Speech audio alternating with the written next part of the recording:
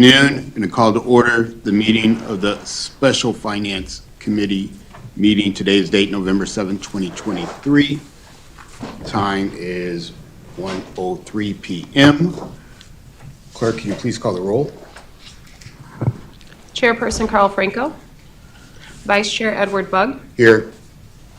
Alderwoman Shweta Bade. Here. Alderman Ron Warman. Here. Alderman Brandon Tolliver. Here. 4 present. Let the record reflect we have a quorum. Clerk, do we have anyone for public comment today? No, we do not. Okay, thank you. We're going to get right on into the agenda today. As we all know, we have a full afternoon and evening of meetings. 23-0830, review of the proposed 2024 city budget for parks, zoo, golf, and airport. And we'll, of course, we will have our speakers step up, state their name and title for the clerk. And Mr. Birchall. Thank you, Alderman. Mr. Chairman, Jim Birchall, Chief Public Facilities Officer. Today we're presenting Parks and Recs, Zoo, Golf, and Airport. Each of these divisions developed a reconfiguration master plans, adding amenities, improving existing amenities, public recreation and enjoyment, conservation and sustainability, and economic development. We have a new zoo manager, Anna, who will be presenting here today. Each division head will come up. We have a slideshow, and every DP will have a slide for your viewing pleasure. So Excellent. I'd like to introduce Gio Santana, Superintendent of Parks and Recreation. Thank you. Thank you.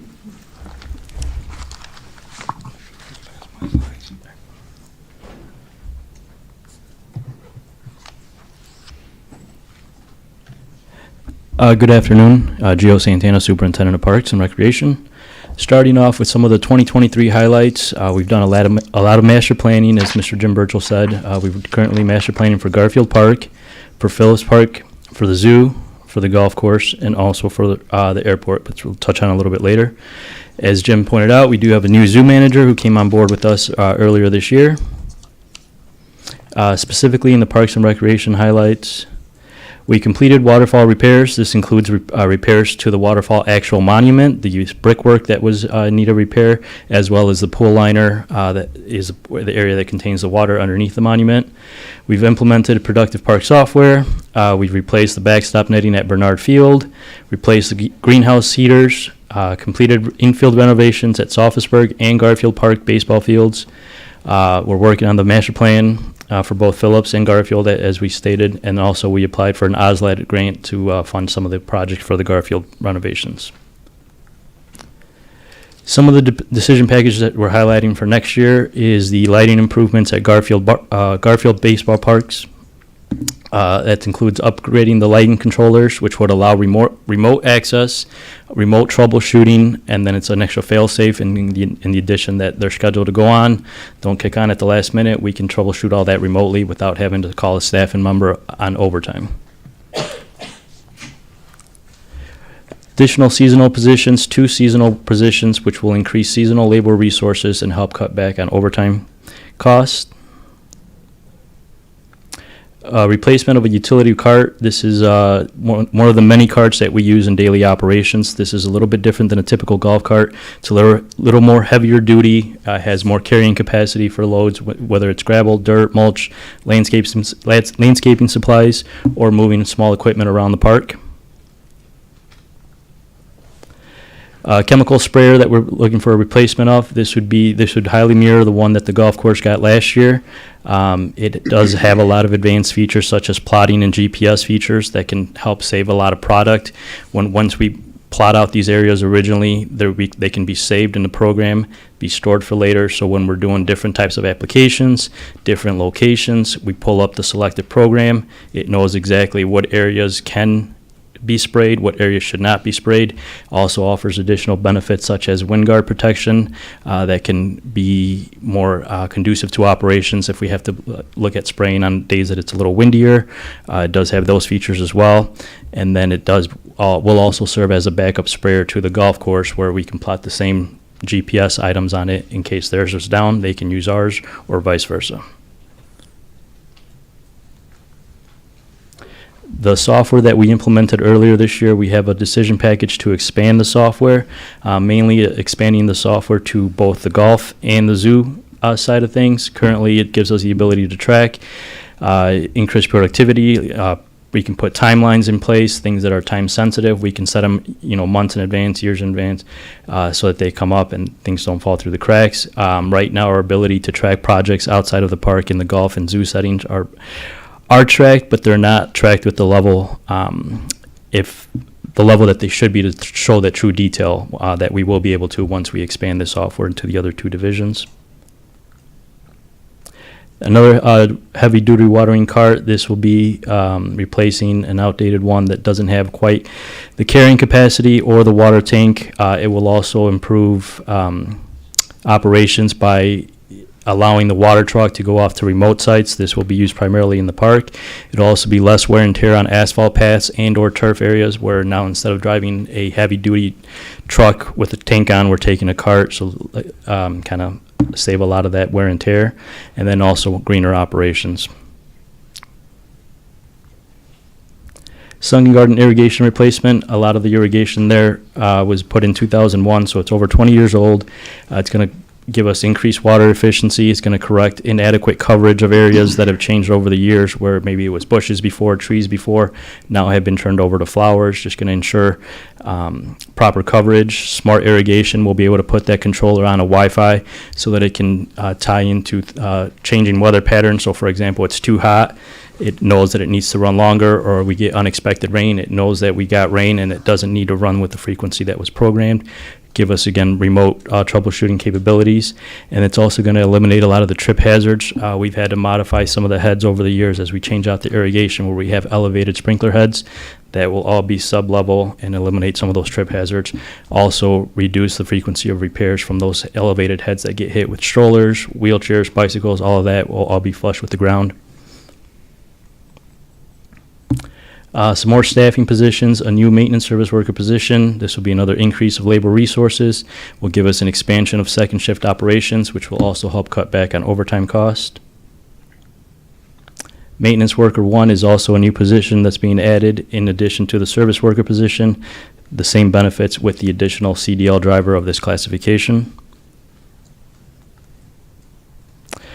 This decision package is Ventrac attachments. So what you see on the screen is the actual Ventrac unit.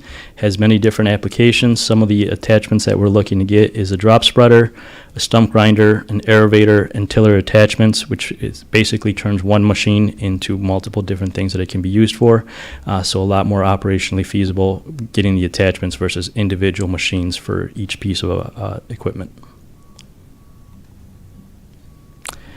The Logman House, 22 West Park Place. This house was built in 1912. We put in a abatement program to reduce the lead and the asbestos abatement of the property, so that we can move forward with potential plans down the road. And the last one for parks is an electronic message board. This will allow effective communication with park events, customized messaging such as Festival of Lights, park maintenance, special events, 5Ks, park closures, and it's another board that will be added to the city's fleet of message boards. Any questions before we turn it over to our zoo manager? I know Mr. Alexandru has a comment. We'll just take that before we take questions. Yeah, I just wanted to emphasize, and thank you, Gio and team. They've been doing a great job out at the Parks Department. We prioritize some of those additional positions, especially the ones that brought us additional CDL capacity, because as you all know, the Parks Department is one of our important resources for plowing snow. They take on snow plowing. Yep. And so having additional CDL positions was important for us for operations. So we appreciate your consideration of that. Thank you. Committee, questions? Yeah. Thank you, Alderwoman Vice Bay? Chair Bug. Gio, if you could go over the Parks and Recreation asbestos abatement, 22 West Park Place. Is it near McCarty Park? Yes, it is right across the street, just to the west of the park on Park Place. So what are we doing there? So we've looked at this area as potential additional parking. There is limited on-street parking, so potentially moving this house and relocating additional parking on the area is the tentative And plan. no residents? No, it has not been It's used not as a applied. residence in years.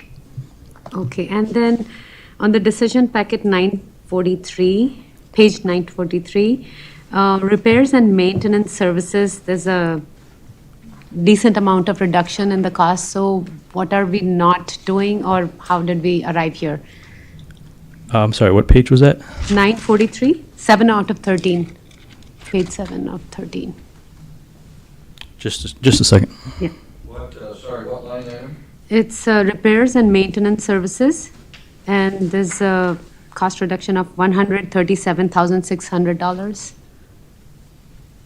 Okay, that's the grand total of that whole section, so somewhere there was a reduction above, let's see. Yeah, so those are in, if you go to page 942, all right? If you go to page 942, looks like under building and grounds, 3805, because of the accomplishment of a number of decision packages, the deduction went from the budget of 421,100 to 224. So the total amount of the completed decision packages is that 137,600. So that's why it's reduced. So that line item, or that line you see on 943 is the grand total line for that entire section.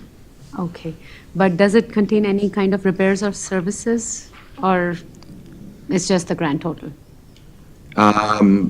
No, the lion's share is the work from building and grounds. It doesn't affect any services. Okay, thank you for the clarification.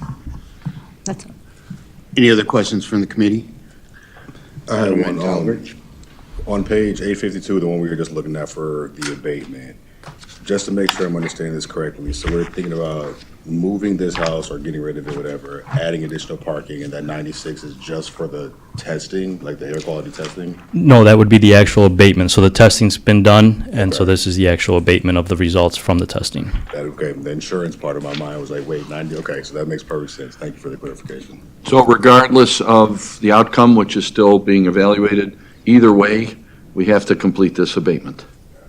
Whether it gets demolished, or we try and sell it to somebody, or repurpose it, we have to clean it up. Right. And definitely the additional parking for McCarty Park will be very helpful. Well, we haven't made a definite decision yet, but that's one of the items under consideration for that side of the street. Thank you. Any other questions from the committee? I have a couple. On 937 and 938. So from your decision package, I was just trying to count your new people. Okay, so we got the 2 seasonal people out there, and then we have maintenance worker 1 and 2, or 3 of them? The total full-time decision packages, it was a maintenance service worker and a maintenance worker 1.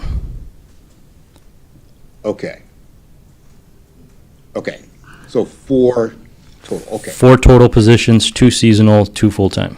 Okay, so then under, what is this, 937, and maybe it's just, so it looks like we have maintenance service worker goes from 4 to 5, maintenance worker 3 goes from 2 to 3, and maintenance worker 1 goes from 4 to 5. So I was trying to count up as in the chart Increases here. to make sure everything went in line. So it should be 21. So let's just check with Stacy, because Stacy? The decision package does not mention a maintenance worker 3.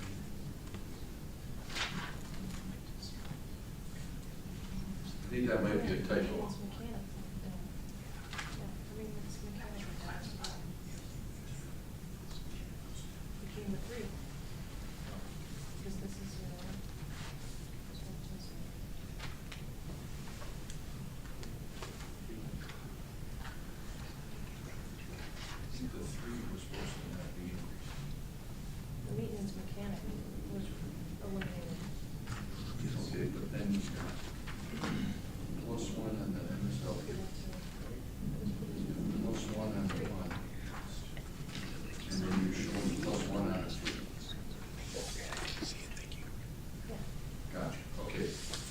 So if you go above, Alderman Bug, above the maintenance service worker is the maintenance mechanic position. That was reduced to 0.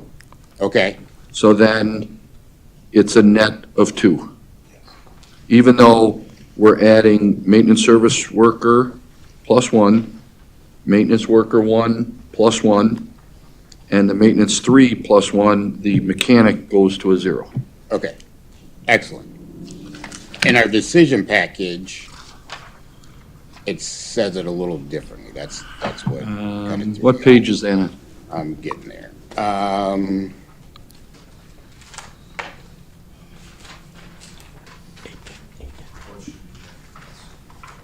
849.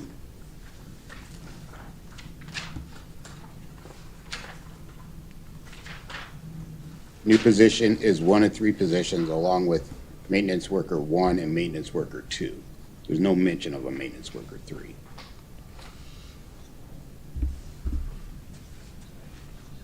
No, because the mechanic was reduced to 0, Uh-huh. which became the maintenance worker 3. So there isn't a decision package for that change. Okay, so we have a realignment. But we probably, to your point, we probably should have made reference to it in the narrative of this decision package, just so that people see, because on the face of it, it's not lining up Right. without that explanation. So we can, if you want, we could add a line to the narrative, or just bring it up. Yeah, add in 3 Whatever you'd words or like. whatever. Okay. Yeah, 3-word clarification, sure. Okay, so, I mean, all looks great. I mean, we're gonna be fully staffed. You're getting additional help that you need. All those things look excellent. My one question on, generally, our sunken garden. You said that the sunken garden, the existing irrigation is 20-year life. Is that normal, a 20-year life on that type of stuff? Because you said things were breaking down, and that's kind of what I got from the decision package, like, things over time had really been deteriorating. That's the reason we got to go forward right now. It's hard to say if 20 years is normal because it's not an apples to apples. You have a commercial setting, which is much heavier use than in a residential setting, plus with the numerous redesigns that we've done over the years, changing the patterns, changing the locations. It's just time with age and all the changes that have been made, plus the improvement in technology as well. Yeah, definitely. Okay. Alderman Lash had a question. Just with respect to a few environmental concerns, what kind of chemicals are we using on the golf course with the new sprayer? And then is it possible to make that sort of go-kart, utility kart, EV option? So we have looked at electrical options wherever possible. Some of them are just not, the technology's not there yet for the durability that we needed in the day with the carrying capacity too. And then the other added layer is the terrain at Phillips Park. It's very hilly, so the terrain pulls a lot of battery power from the electric vehicles, where in some capacities the higher tiered maintenance ones or the heavier duty carts, the technology is just not there for what the price is. And then the sprayer? And then as far as the sprayer, I'll let Jeff and Todd talk a little bit more about chemicals when we get to the golf section. Okay. And then one other question, just on the overtime. Sort of, we saw this with the police, where we hired more police but didn't really see a reduction. What is our anticipated reduction in overtime? Where are we at now, so we can benchmark it for next year? We can put some additional information together, but just looking at operations as a whole, we do expect to see a significant reduction in overtime, at least during the summer months, which is our busier season typically. Okay. Thank you. Okay. Any other questions on parks first? Okay. I think we're up for the zoo. All right, turn it over to Anna, our zoo manager. Thank you.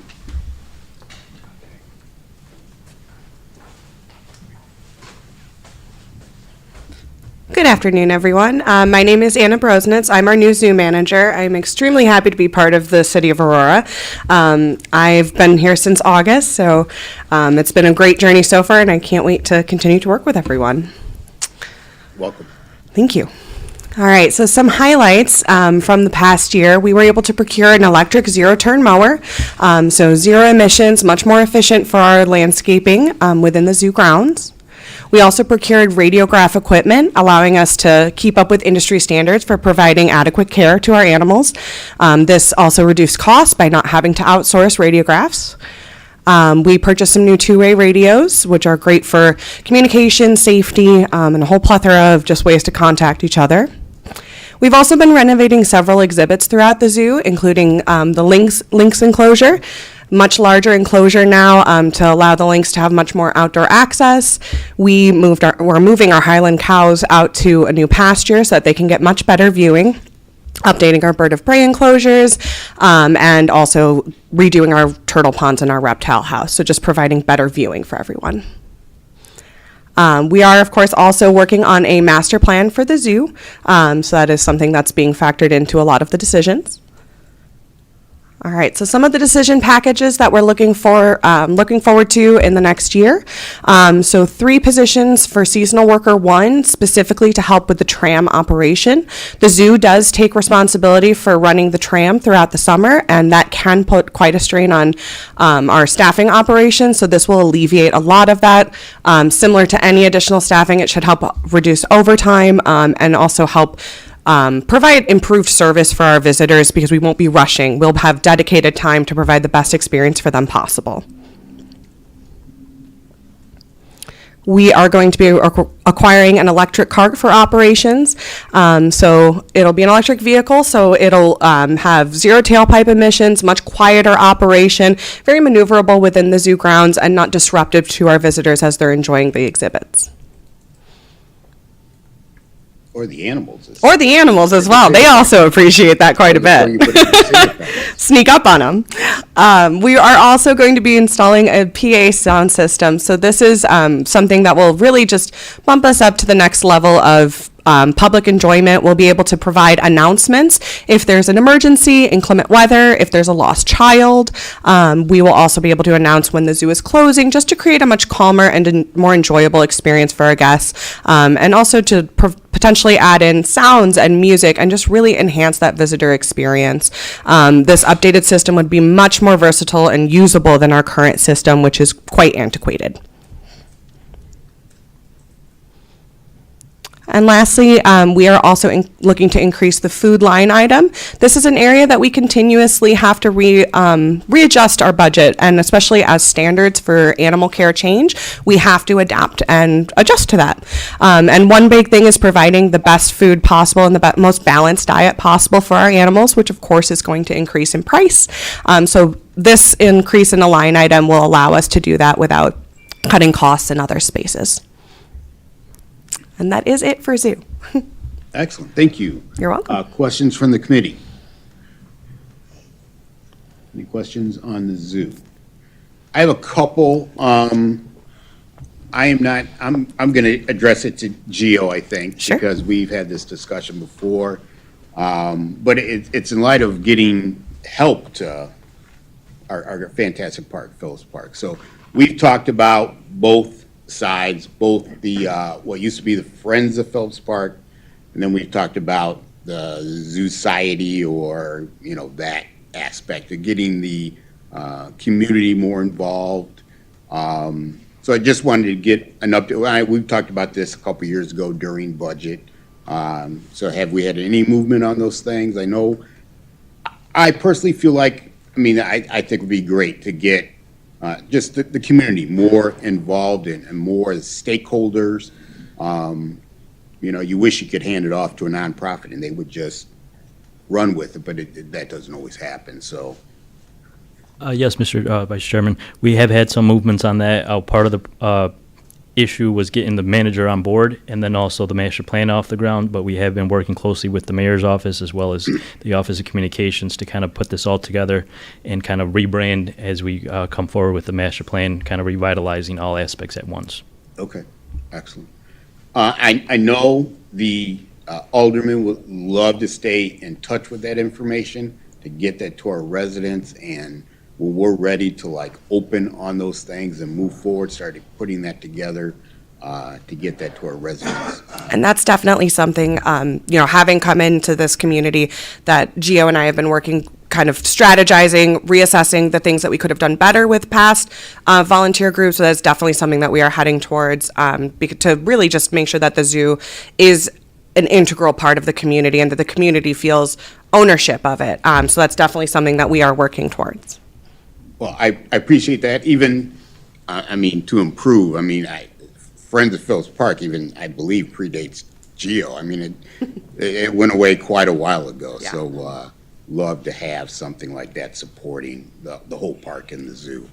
My second question was just on this, because I know some of our other zoos, larger zoos, have partnerships.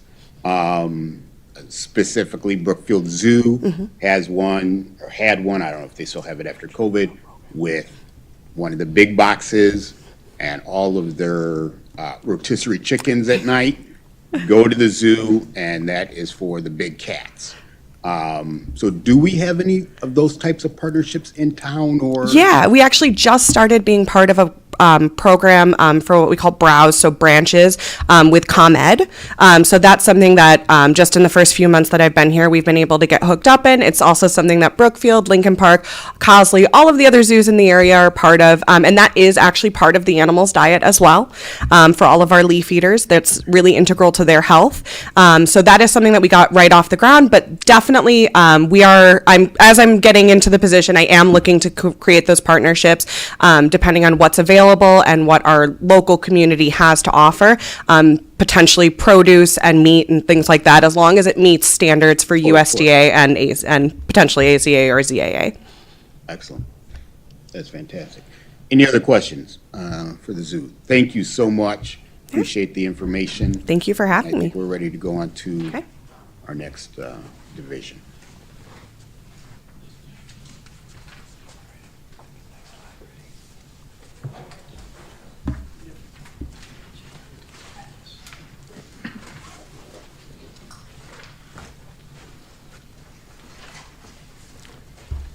Good afternoon. I'm Todd Schmitz, Golf Course Maintenance Manager out at Phillips Park Golf Course. Good afternoon. Jeff Schmidt, PJ Golf Operation Manager as well.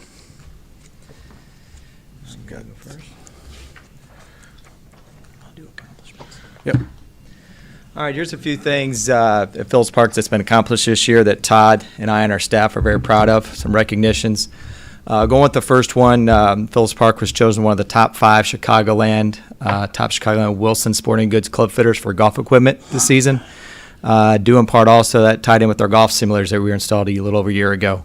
We've been able to provide needs for custom fitting for equipment for golfers who've inquired, but also who've come to us by being referred by Wilson as well. So that's pretty nice in that. So that's to complement the Sims, how much they have an effect on revenues in that. We got, again, course nominated again as one of the top best golf courses in 2023 for Kane County, best of the Fox Readers Awards. We participated in a 5-minute segment that was produced by the golf scene with Steve Cashel. It was produced and broadcast on NBC Sports Chicago this summer, which is pretty neat, getting our name and golf course out there for marketing and advertising. 2022 to 2023, we've seen an increase in a little over 50%. Merchandise sales, food and beverage sales have been up almost 40%, and golf membership sales up about 20%. We were able to upgrade our POS system and T-Sheet Manager software that just went live on last Wednesday with big, collaboration between the city's IT department, purchasing, and finance. That was a pretty big project. We're proud of that, and we went live on November 1st. Again, we produced and aired a 30-second commercial that tied in with the NBC Sports Chicago with Steve Cashel as well in the golf scene. And then Todd and his staff replaced 20 birdhouses through the golf course by an Eagle Scout project.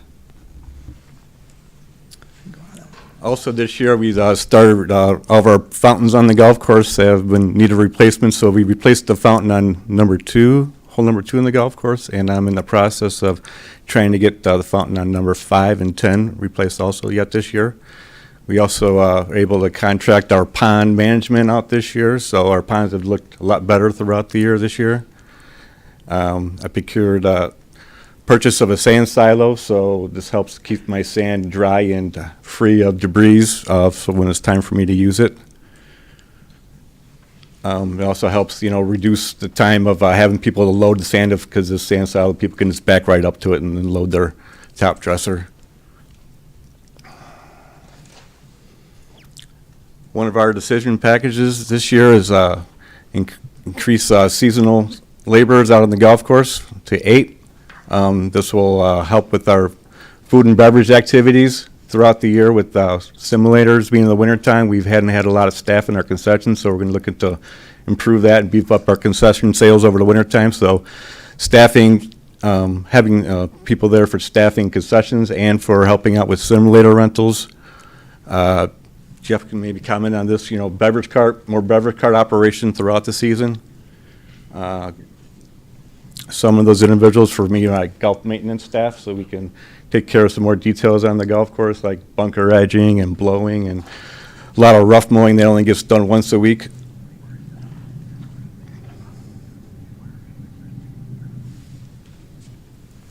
In regards to a decision package, we're upgrading the computer hardware for the simulators. As if any of you have got some younger kids and or play gaming systems, they require a lot of speed, a lot of memory in that. So we're looking to upgrade the software a little bit to stay in the game and provide better visuals, better aesthetics for the gaming systems, for the simulators. And a new computer is going to help shorten the load time on action shots. So that's in regards to the computer hardware for the simulators. Another decision package we have is purchase a zero-turn mower for the golf course. I currently have one that's a smaller mower, and it's like 10 years old. So this will be our number one and more reliable means of mowing small areas on the golf course. Also, another decision package we have is for, this was the whole number 2, replacing the sign that we have out there. It's currently an aluminum sign, and as you can see, it kind of needs some repainting. It blends right into the wall and doesn't really have any pop. So just looking to get like some kind of sign that'll be lighted. So I have a lot more nighttime vision. So still working on a concept, but just basically it'll be a backlit, or sign within itself. So it'll have some visualize, 24 hours a day.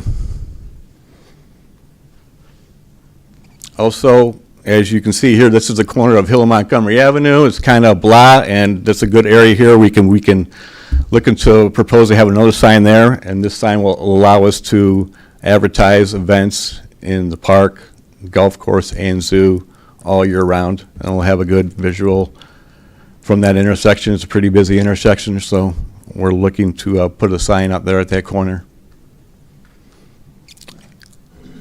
And that sign would be kind of a lower profile, so we're not blocking the view of the golf course, maybe not too much higher than the fence, but it'll be like longer and a lower profile sign. Also, I have a decision packaging for a new reel grinder for our facility. The current one we have is 12 years old, and when we bought it, it was already 3 years old, so it's actually 15 years old.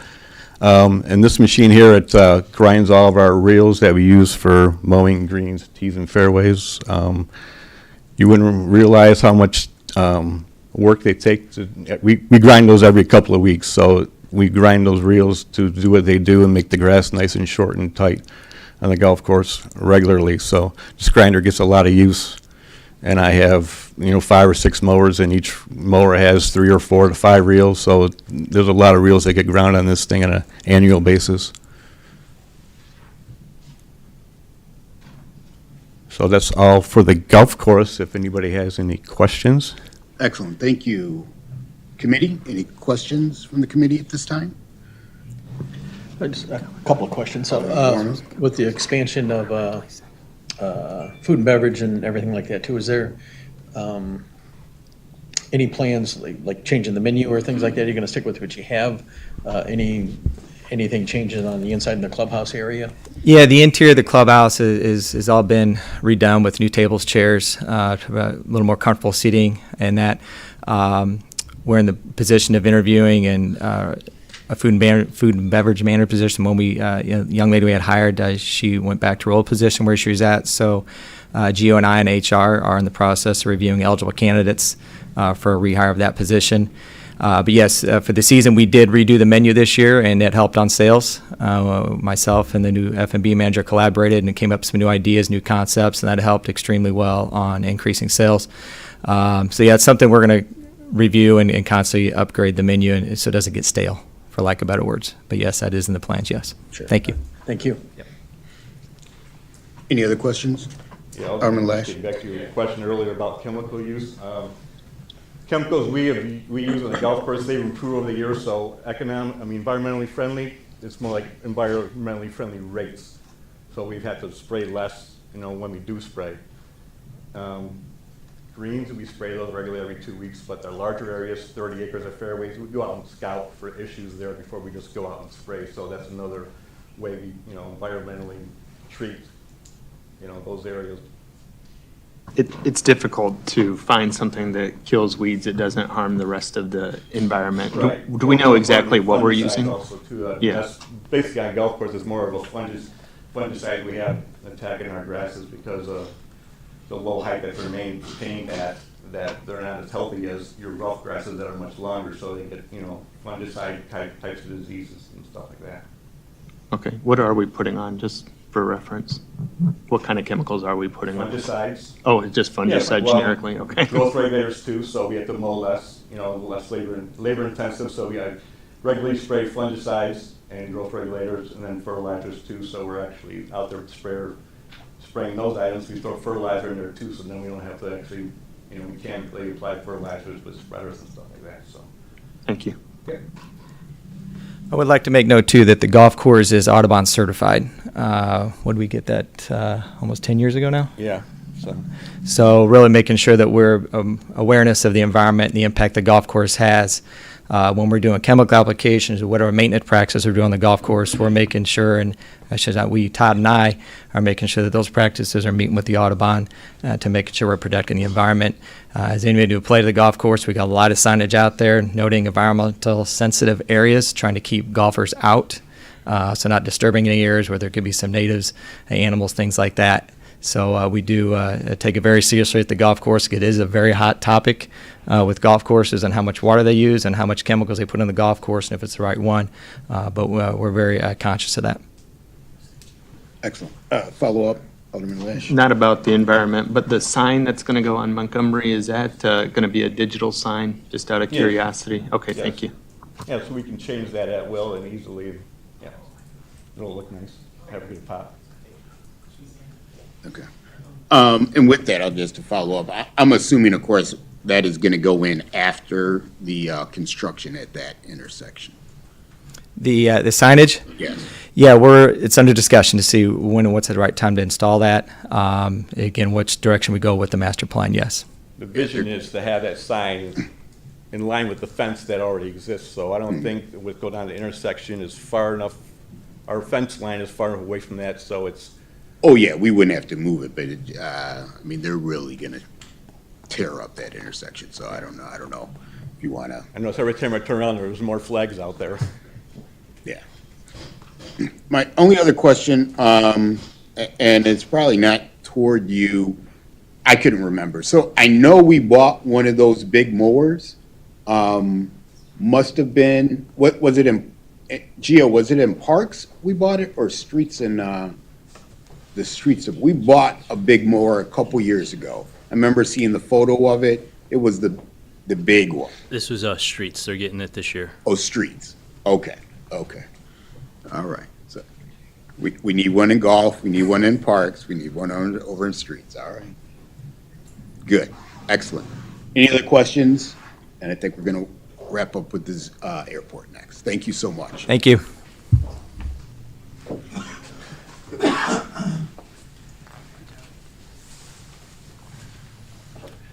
Good afternoon. Steve Andrus with the Airport Division. I'm going to keep this brief.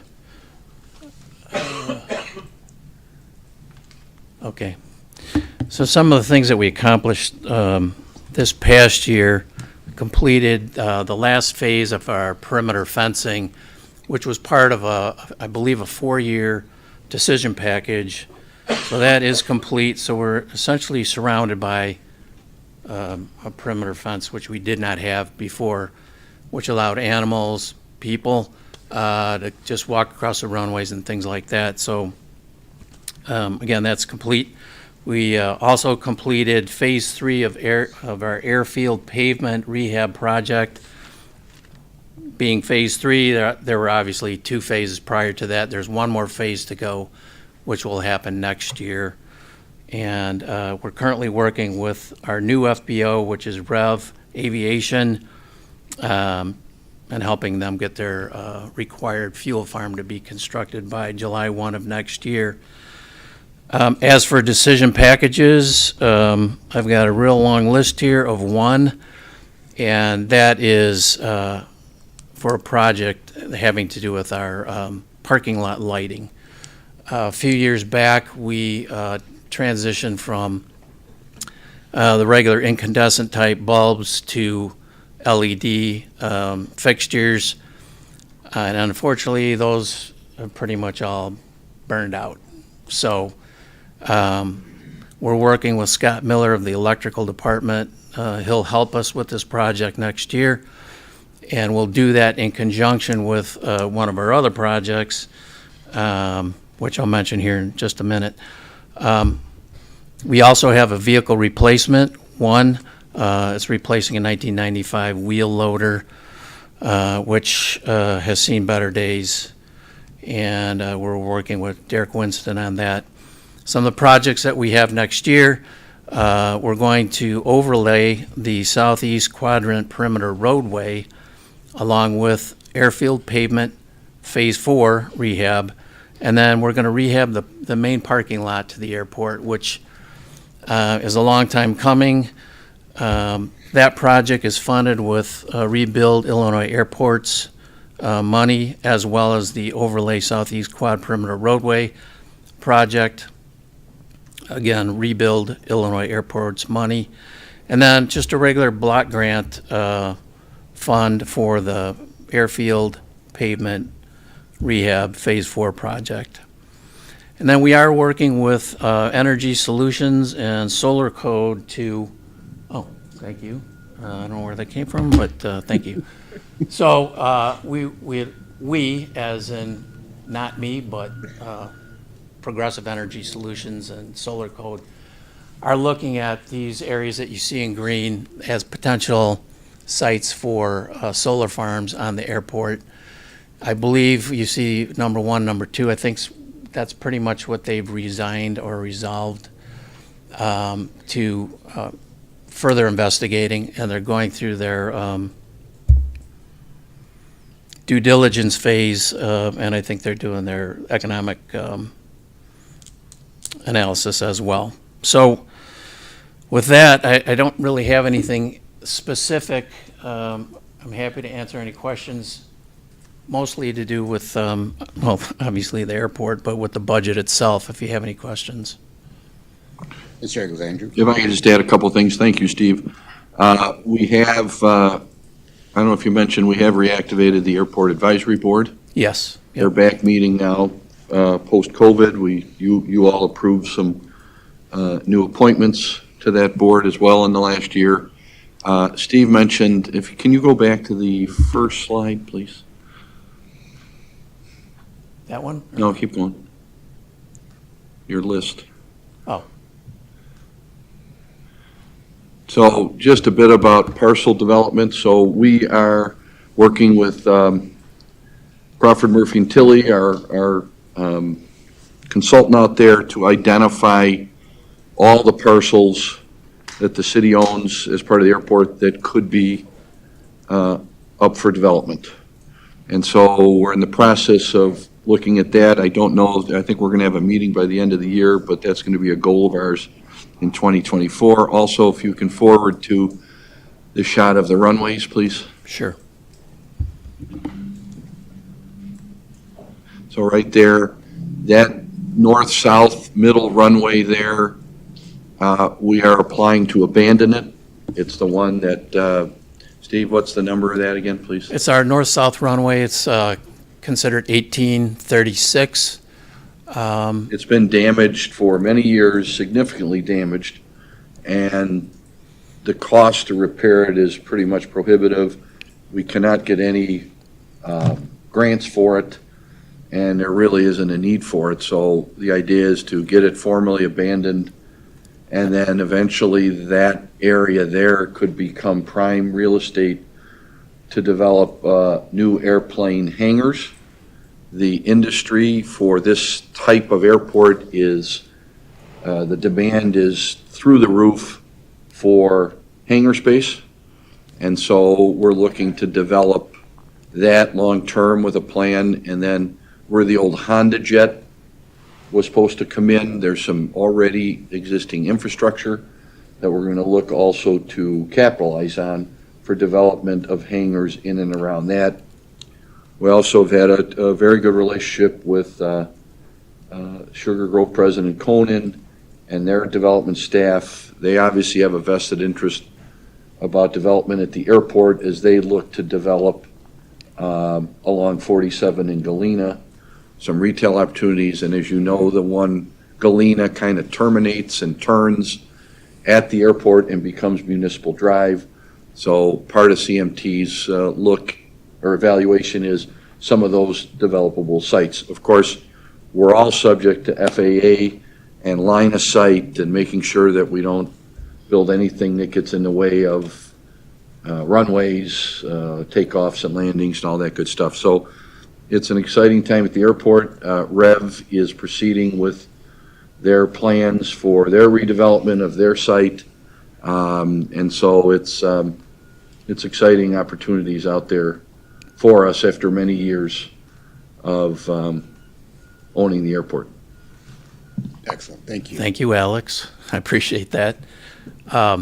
So I don't know if you have any more questions or any questions, and maybe specifically what Alex was addressing, the removal, as he mentioned, of that north-south runway could potentially open up some other areas for development. Our current development plan, which is quite old, it's been recently updated and reauthorized, if you will, as of last year, but it's outdated. So we really need to redo that. The impetus for that would probably be the removal of that north-south runway. And again, the removal of the runway then opens up other areas for development, because those areas, such as the runway safety areas and all those things, go away. So not only is an area at the runway opened up for development, but other areas way outside of that, which were runway protection zones, those will be eliminated. So we did an RFP earlier in the year. I don't know, is there a pointing device on this anywhere? Anyway, the southeast, all right, forget it. No, just kidding. The area that's just off the entrance road to the west or to the left, right now there's a new hangar being proposed. It was brought through council a few weeks ago. It was TD Hangar, you might recall, / Andy Faville. He's out there preparing for construction right now. Probably won't break ground till spring, but he's quite excited to do that. Alex mentioned there's a huge need for hangar space, and that will help quite a bit. So, and then if you have any questions, Thank you, Mr. Andrews. Any questions from the committee? Alderwoman Bay. Just a quick question about solar farming. yes. How much is the area that has already been reviewed, as well as by when will it be started? So I can help with that. So if you recall, the council received a presentation with recommendations from Progressive Energy, and Sun Code was selected. So these areas in green are the ones that Sun Code identified as areas of opportunity to put the solar panels. And so as Steve indicated, Site 1 and 2 are their initial targets. So they're doing the evaluation, the regulatory requirements, all the submissions, before they move on to the other 3. Is there a 4th sliver there? to the right? There is. Yeah. So it's not very anything big. you see in green is what they submitted in their responsive proposal that the city accepted. And we have a timeline. I think they're investigating now. We've met with their environmental people, wetland delineators and so forth. I haven't seen any activity beyond that as of this point, though. Okay, thank you. I just have a brief question on our future out there.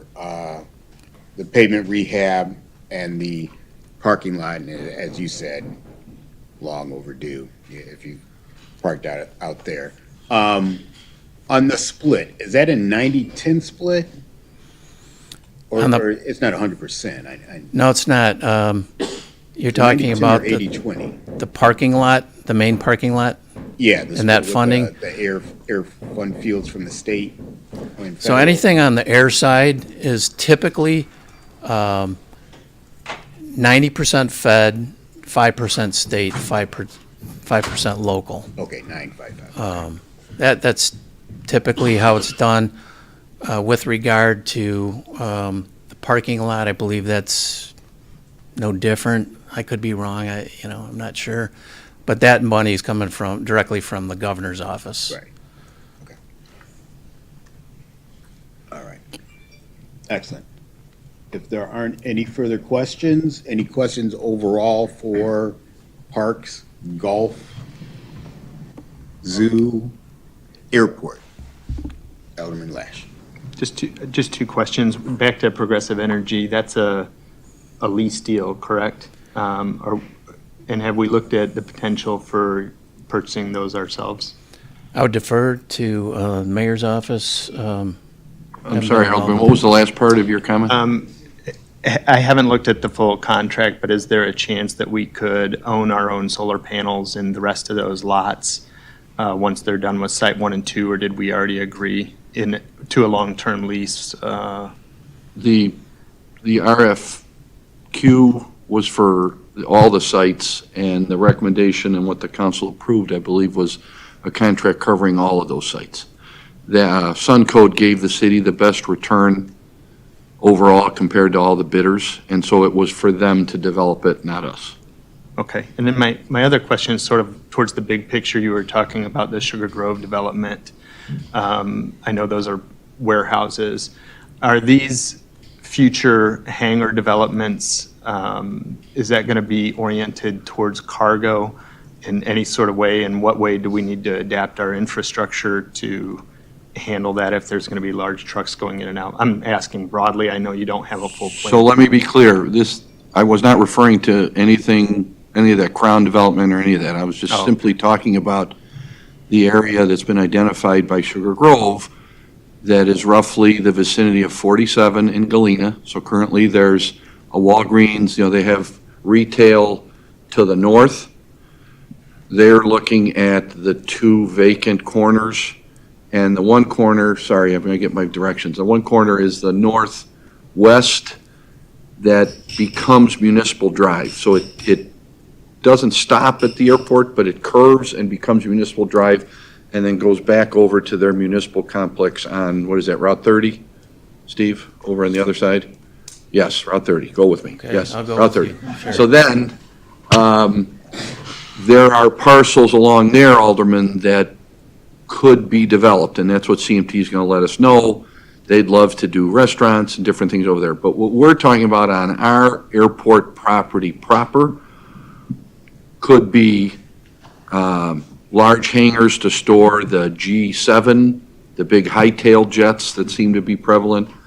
They could have flight schools. They could have simulator training. There's a number. There could even be light manufacturing out there of small planes or engines. I mean, this is the type of interest we're getting out at the airport. So it's not going to be heavy manufacturing or anything. And then really, we'd love to get customs out there at some point, but that's a very long process. We know that DuPage went through many, many years to get their customs done. So that's something that we're folding in kind of to the master plan. Thank you. Excellent, thank you. If there aren't any further questions, Motion to adjourn. Second. we have a motion and a second. I want to thank everyone, Mr. Burchell, Mr. Santana, Golf, Zoo, Airport, excellent information, and keeping going forward in these areas. So they are a great benefit to the city, all of these areas. Makes our city stand out, airport, golf, zoo, and such. So thank you very much. And we have a motion and a second. All in favor of adjournment, say aye. Aye. All opposed? Ayes have it, 4-0. We are adjourned at